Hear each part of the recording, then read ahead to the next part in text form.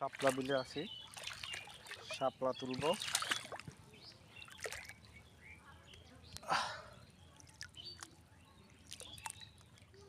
এই যে শাপলা তুলতেছি, শাপলা শরীয়তপুরের ভাষায় এটাকে বলা হয় হাপলা।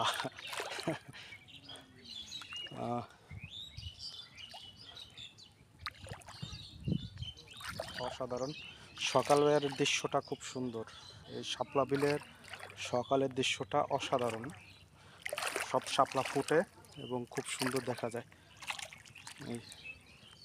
এই যে শাপলা